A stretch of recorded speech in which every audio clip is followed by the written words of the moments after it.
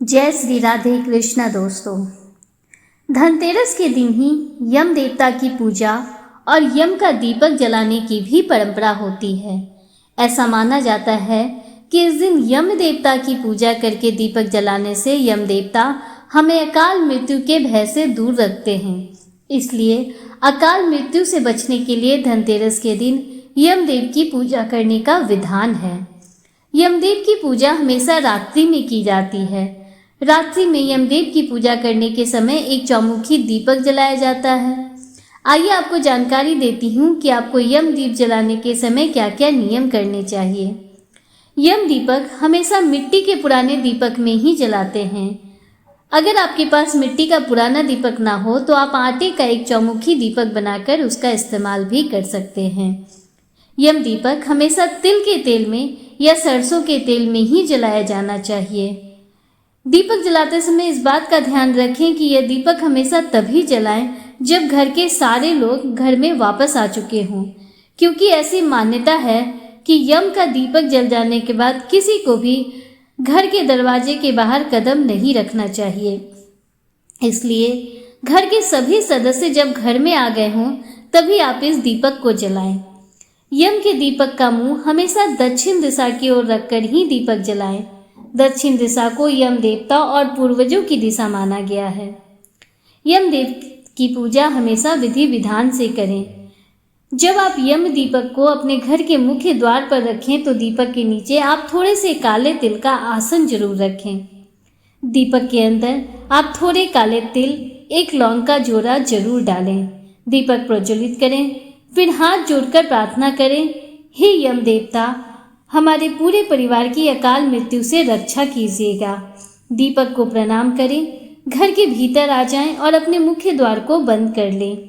एक बात का अवश्य ध्यान रखें कि यम देवता के दीपक को जलाने के बाद जब आप घर के भीतर आएं तो दीपक को पीछे मुड़कर नहीं देखें। अगले दिन सुबह में अगर दीपक में कुछ बच गया हो, जैसे कि तेल या जो सामग्री आपने दीपक में डाली थी और दीपक, इन सब का आप घर से बाहर ही विसर्जन कर दें। जले हुए यम दीपक या उसकी सामग्री को घर के भीतर लाना अशुभ माना जाता है। अगर आप किराए के मकान में रहते हैं तो आप जिस हिस्से में रहते हैं उस हिस्से में अपने रूम के मुख्य दरवाजे पर इस दीपक को जला सकते हैं। इस दीपक को जलाने का मकसद ये है कि यमदेव चारों दिशाओं से हमारी रक्षा करें।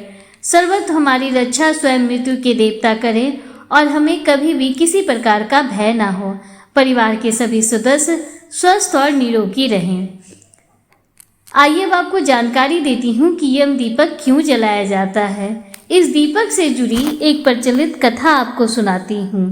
एक समय यमराज ने अपने दूतों से पूछा कि क्या कभी तुम्हें प्राणियों के प्राण लेते समय किसी पर दया भाव आया है?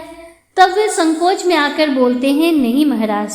यमराज ने उनसे फिर दोबारा यही सवाल पूछा तो उन दूतों ने संकोच छोड़कर बताया कि एक बार ऐसी घटना घटी थी जिससे हमारा हृदय भी कांप उठा था। कहते हैं बहुत पहले हंसराज नामक एक प्रतापी राजा था। एक बार वह अपने मित्रों, सैनिकों और अंगरक्षकों के साथ जंगल में शिकार खेलने गया।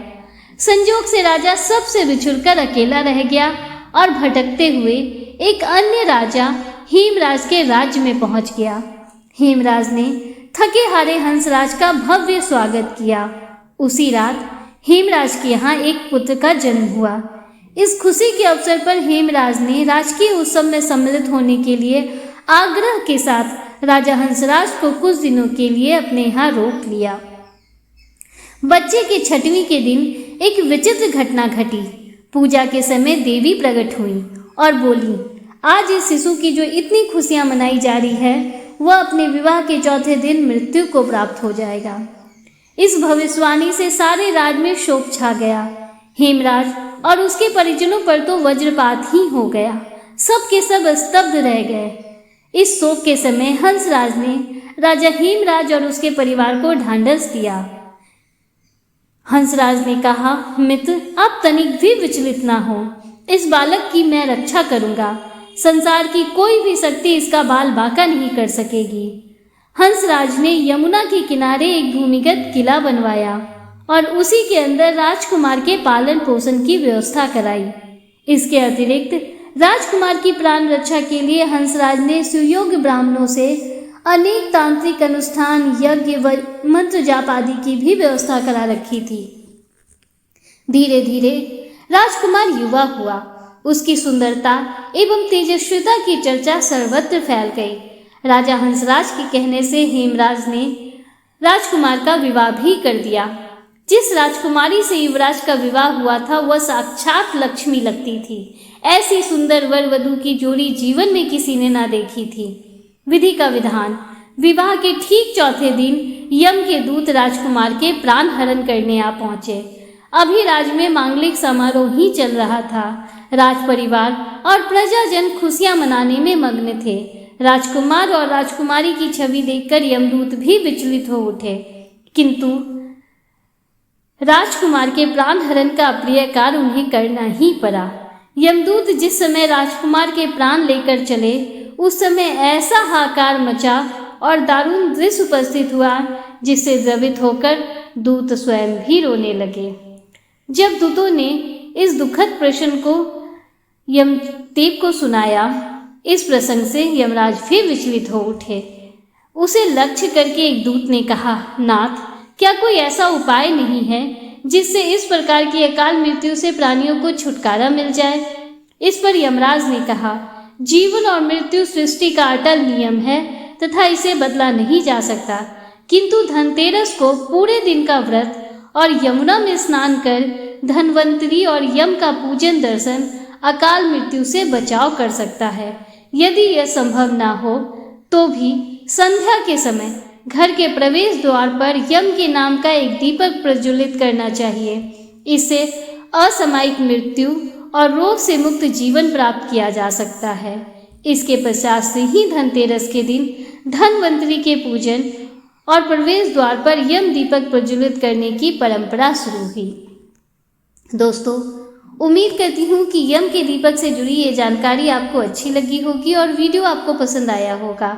अगर वीडियो आपको पसंद आया हो तो वीडियो को लाइक कीजिए, दूसरों के साथ शेयर कीजिए, कमेंट में जय श्री राधे कृष्णा हर हर महादेव जरूर लिखिए। अगर आप हमारे चैनल पर पहली बार आए हैं तो चैनल को सब्सक्राइब कीजिए। हमारे चैनल पर प्रतिदिन पौराणिक कथाओं का श्रवण कराया जाता है। बेल आइकन जरूर प्रेस कीजिए जिससे आगे भी आपको ऐसी ही रोचक जानकारियाँ मिलती रहें। मिलते हैं आपसे अगले वीडियो में, तब तक के लिए हर हर महादेव, जय श्री राधे कृष्णा, राधे राधे।